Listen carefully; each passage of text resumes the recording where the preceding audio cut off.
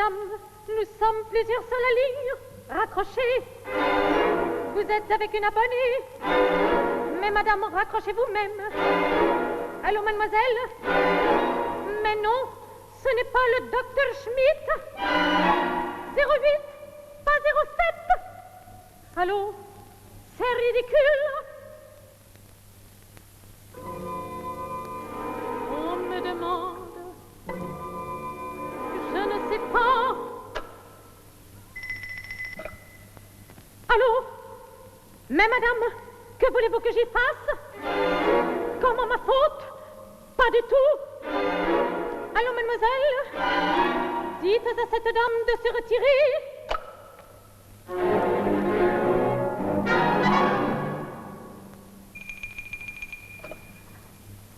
Allô? C'est toi? Oui, très bien. C'était un vrai supplice de t'entendre à travers tout ce monde. Oui. Oui. Non, c'est une chance. Je rentre il y a 10 minutes. Tu n'avais pas encore appelé. Oh, non, non. J'ai dîné dehors, chez Marthe. Il doit être 11h15. Tu es chez toi. Alors regarde la pendule électrique. C'est ce que je pensais. Oui, oui, mon chéri, hier soir, je me suis couchée tout de suite. Et comme je ne pouvais pas m'endormir, j'ai pris un comprimé. Non, un seul, un nouveau. J'avais un peu mal à la tête, mais je me suis secouée. Marthe est venue, elle a déjeuné avec moi. J'ai fait des courses, je suis rentrée à la maison. J'ai... Quoi? Très forte. J'ai beaucoup de courage. Après, je me suis habillée. Marthe est venue me prendre. Je rentre de chez elle. Elle a été parfaite. Elle a cet air, mais elle ne l'est pas. Tu avais raison comme toujours. Ma robe rouge, mon chapeau noir. Oui, j'ai encore mon chapeau sur la tête. Et toi, tu rentres? Tu es resté à la maison? Quel procès? Oh oui. Allô, chérie, si on coupe, redemande-moi tout de suite. Allô? Non, je suis là.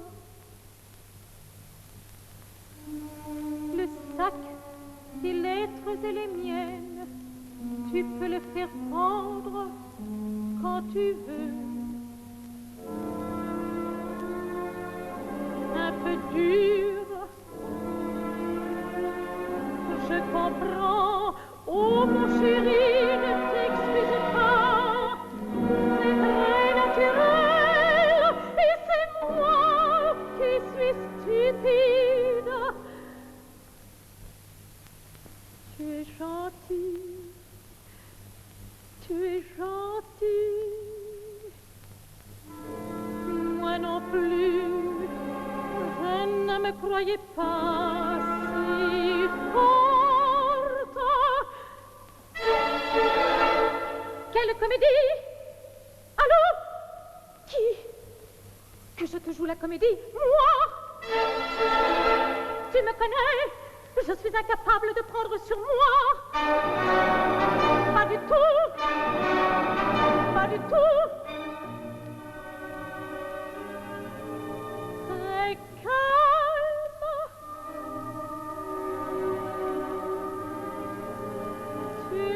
l'entendrais. Je dis, tu l'entendrais.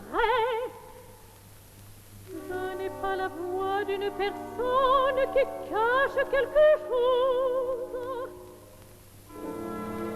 Non, j'ai décidé d'avoir du courage et j'en aurai. J'ai ce que je mérite. J'ai voulu être folle et avoir un bonheur fou. Chérie, écoute. Allô, chérie, allô. Laisse-moi parler, ne t'accuse pas, tout est ma faute. Si.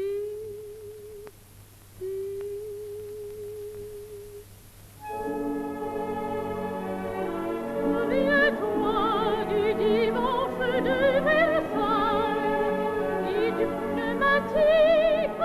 Ah, alors, c'est moi qui ai voulu venir. C'est moi qui t'ai fermé la bouche. C'est moi qui t'ai dit que tout m'était égal. Non, non, là tu es injuste. J'ai téléphoné la première, un mardi, j'en suis sûre, un mardi 27. Et pense bien que je connais ces dates par cœur. Ta mère, pourquoi? Ce n'est vraiment pas la peine.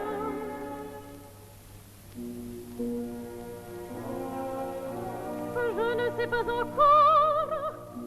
Oui, peut-être. Oh non, sûrement pas tout de suite. Et toi?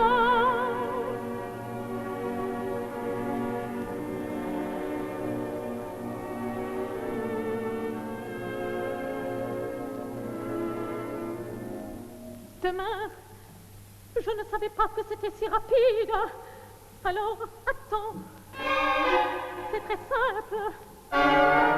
Demain matin, le sac sera chez le concierge. Joseph n'aura qu'à passer le prendre. Oh, tu sais, il est possible que je reste. Il est possible que j'aille passer quelques jours à la campagne. Je suis morte. Oui, mon chéri. Mais oui, mon chéri.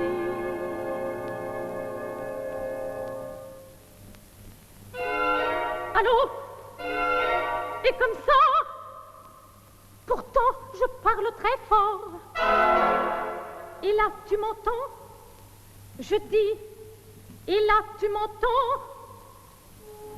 C'est drôle, parce que moi, je t'entends comme si tu étais dans la chambre. Allô? Allô? Allô, bon, maintenant, c'est moi qui ne t'entends plus. Si, mais très loin, très loin. Toi, tu m'entends? C'est chacun son tour. Non, très bien. J'entends même mieux que tout à l'heure, mais ton appareil résonne. On dirait que ce n'est pas ton appareil.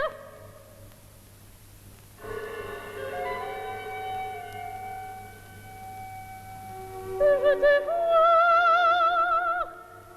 Tu sais, quel foulard, le foulard rouge.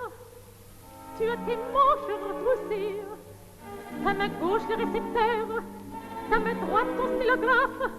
Tu dessines sur le buvard de profil des cœurs des étoiles.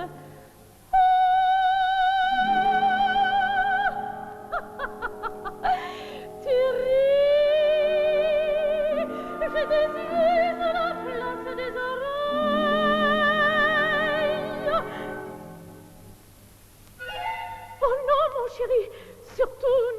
regarde pas. Peur. Non, je n'aurai pas peur. C'est pire. Enfin, je n'ai plus l'habitude de dormir seule. Oui, oui, oui, je te promets,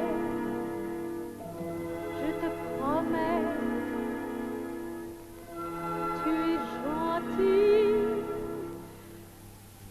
Je ne sais pas, j'évite de me regarder, je n'ose plus allumer dans le cabinet de toilette. Hier, je me suis trouvée nez à nez avec une vieille dame. Non, non, une vieille dame avec des cheveux blancs, une foule de petites rides. Tu es bien bon, mais mon chéri, une figure admirable, c'est pire que tout. C'est pour les artistes. J'aimais mieux quand tu disais: regardez-moi cette vilaine petite gueule. Oui, cher monsieur, je plaisantais. Tu es bête. Heureusement que tu es maladroit et que tu m'aimes. Si tu ne m'aimais pas et si tu étais adroit, le téléphone deviendrait une arme effrayante, une arme qui ne laisse pas de traces, qui ne fait pas de bruit. Moi, méchante! Allô? Allô, chérie? Où es-tu? Allô? Allô, mademoiselle? Allô? Mademoiselle en coupe?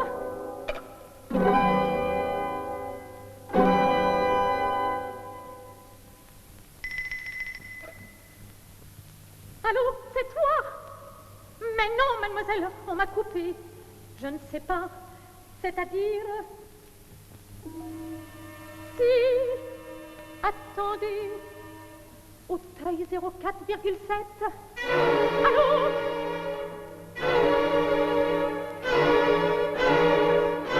Pas libre? Allô, mademoiselle? Il me redemande.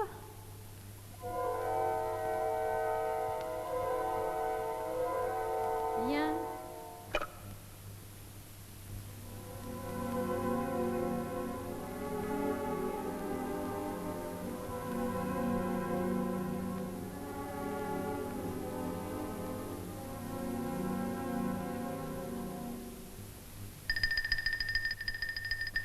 Allô?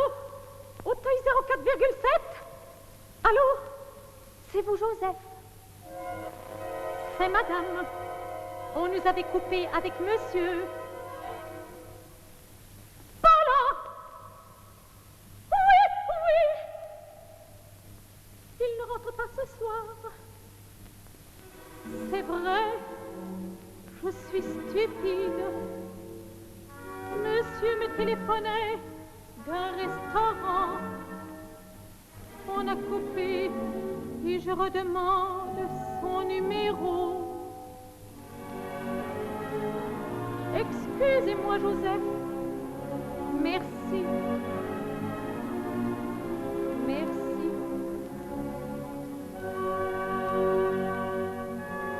Bonsoir, Joseph.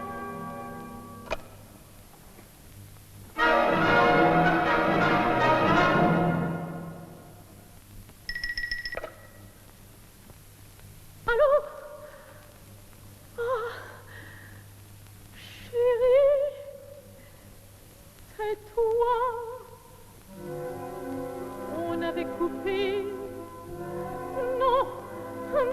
j'attendais. On sonnait, je décrochais, il n'y avait personne.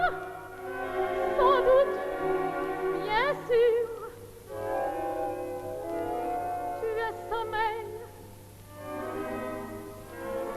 Tu es beau d'avoir téléphoné. Réponds. Non, je suis là. Quoi? Pardonne, c'est absurde. Rien, je n'ai rien. Je te jure que je n'ai rien.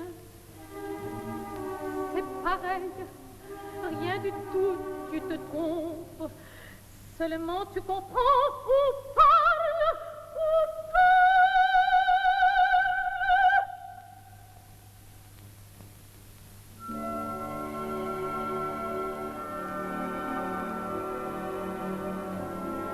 écoute, mon amour, je ne t'ai jamais menti. Oui, je sais, je te crois. J'en suis convaincue. Non, ce n'est pas ça. C'est parce que je viens de te mentir. Là, au téléphone, depuis un quart d'heure, je te mens. Je sais bien que je n'ai plus aucune chance à attendre. Mais mentir ne porte pas la chance. Et puis, je n'aime pas te mentir. Je ne veux pas te mentir, même pour ton bien.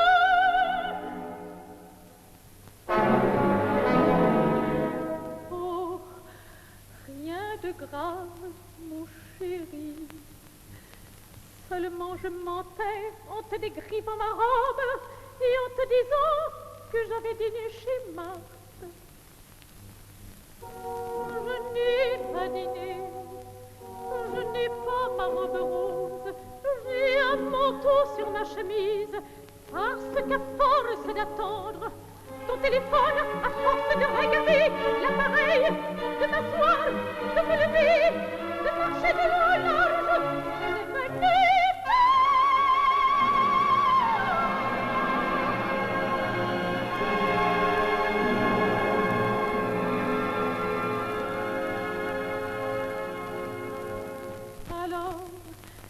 j'ai mis un manteau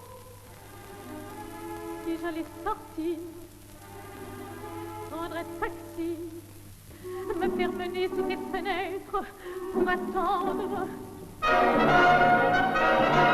Eh bien, attendre, je ne sais quoi.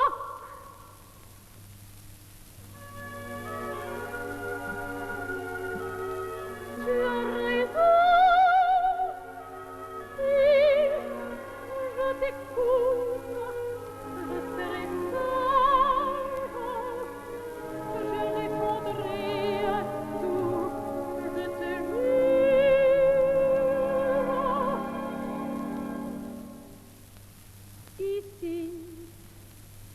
Rien mangé, je ne pouvais pas, j'étais très malade. Hier soir, j'ai voulu prendre un comprimé pour dormir. Je me suis dit que si j'en prenais plus, je dormirais mieux, et que si je les prenais tous, je dormirais.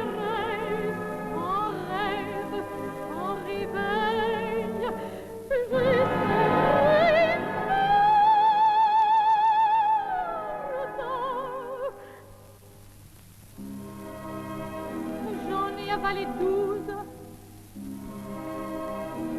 dans de l'eau chaude comme une masse.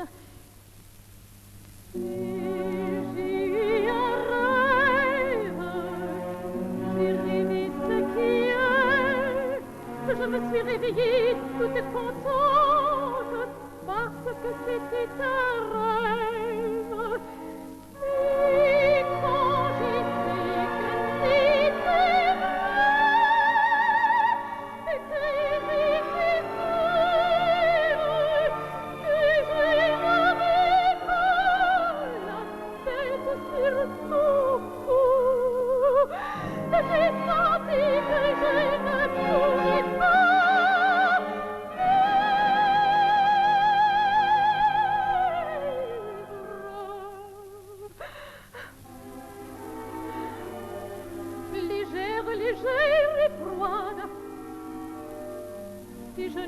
sentais plus mon cœur battre. Et la mort était longue à venir. Et comme j'avais une angoisse épouvantable, au bout d'une heure, j'ai téléphoné à Marthe. Je n'avais pas le courage de mourir seule.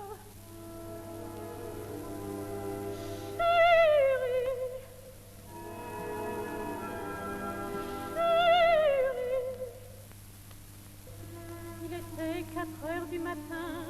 Elle est arrivée avec le docteur qui habite son immeuble. J'avais plus de 40. Le docteur a fait une ordonnance et m'a fait rester jusqu'à ce soir. Je l'ai supplié de partir parce que tu m'avais dit que tu téléphonerais et j'avais peur qu'on m'empêche de te parler.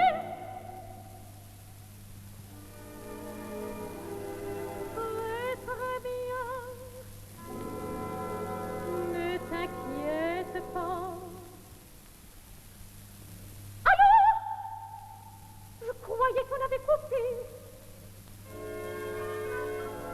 Tu es beau, mon chéri, mon pauvre chéri, à qui j'ai fait du mal. Oui, parle, dis n'importe quoi, que je souffrais à me rouler par terre. Il suffit que tu parles pour que je me sente bien. Que je ferme les yeux.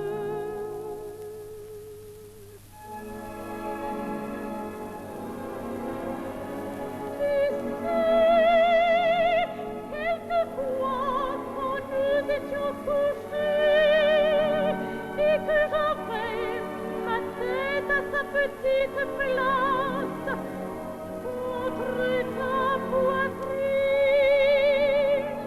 j'entendais ta voix exactement la même que ce soir dans l'appareil.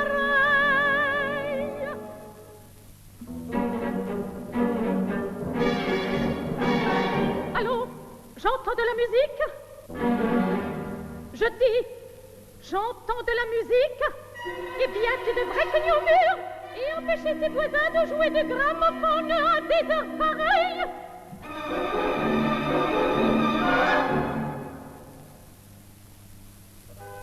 Du reste, le docteur de Marthe reviendra demain. Ne t'inquiète pas, mais oui, elle te donnera des nouvelles.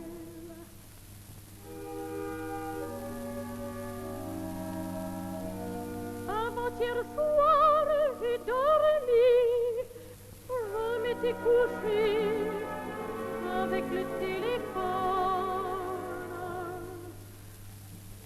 Non, dans mon lit. Oui, je sais, je suis très ridicule, mais j'avais le téléphone dans mon lit. Et malgré tout, on est relié par le téléphone.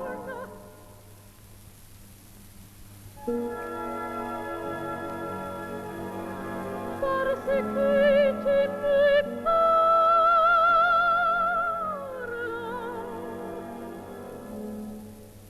Voilà 5 ans que je vis de toi, que tu es mon soleil respirable, que je passe mon temps à t'attendre, à te croire mort si tu es en retard, à mourir de te croire mort, à revivre quand tu entres, et quand tu es là, enfin, à mourir de peur que tu partes.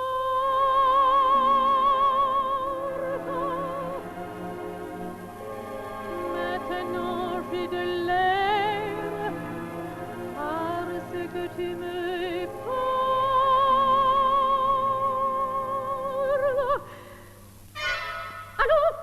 Allô, madame? Retirez-vous. Vous êtes avec des abonnés. Allô? Mais non, madame. Mais madame, nous ne cherchons pas à être intéressants. Si vous nous trouvez ridicules, pourquoi perdez-vous votre temps au lieu de raccrocher?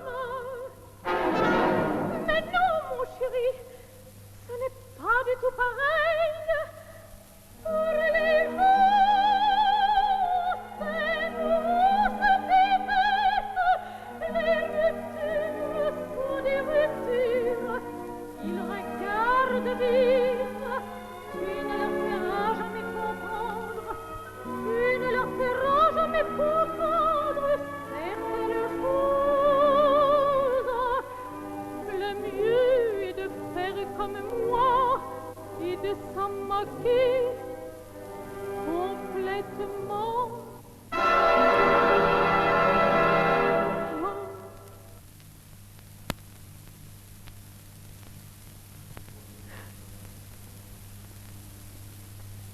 Rien. Je crois que nous parlons comme d'habitude. Et puis, tout à coup, la vérité me revient. Dans le temps, on se voyait, on pouvait perdre la tête, oublier ses promesses, risquer l'impossible, convaincre ceux qu'on adorait, en les embrassant, en s'accrochant à eux. Regarde, pouvait changer tant, mais avec ces appareils, ce qui est fini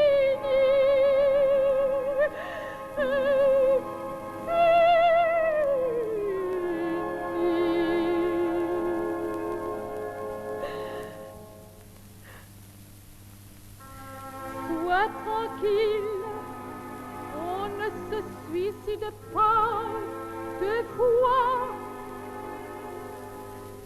Je ne saurais pas acheter un revolver. Tu ne me vois pas achetant un revolver.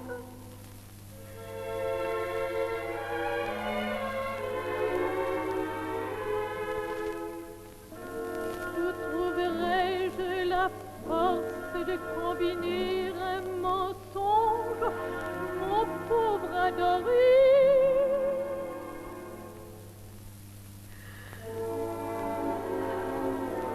Aucune. J'aurais dû avoir du courage.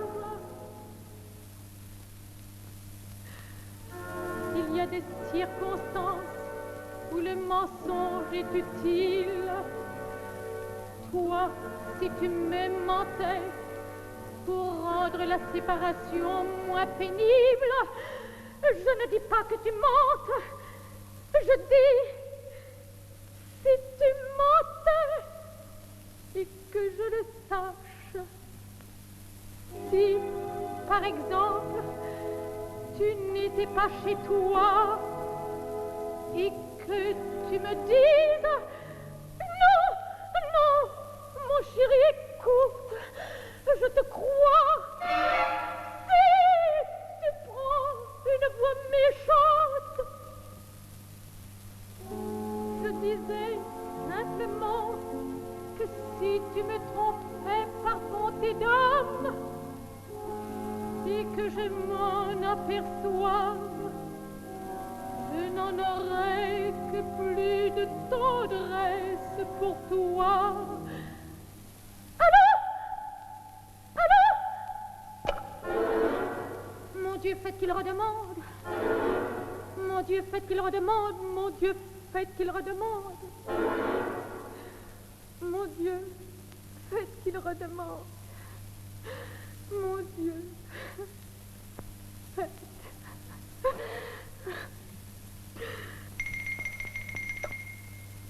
On avait coupé. J'étais en train de te dire que si tu me mentais par bonté et que je m'en aperçoive, je n'en aurai que plus de tendresse pour toi. Bien sûr, tu es mon cher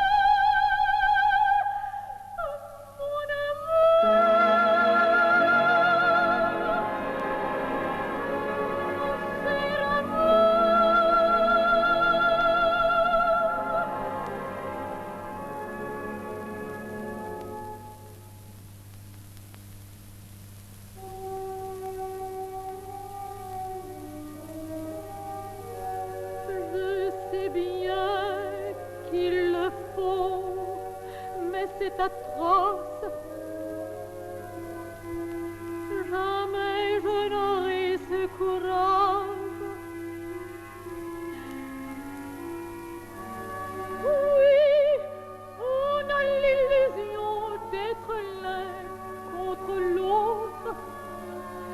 et brusquement on met des caves, des égouts, toute une ville entre soi. Ville file autour de mon cou, vite à moi autour de mon cou, ta voix autour de mon cou. Il faudrait que le bureau nous coupe par hasard. Oh mon chéri, comment peux-tu imaginer que je pense une chose si laide? Je sais bien que cette opération est encore plus cruelle à faire de ton côté que du mien. Non, à Marseille. Écoute, chérie, puisque vous serez à Marseille après demain soir, je voudrais, enfin, j'aimerais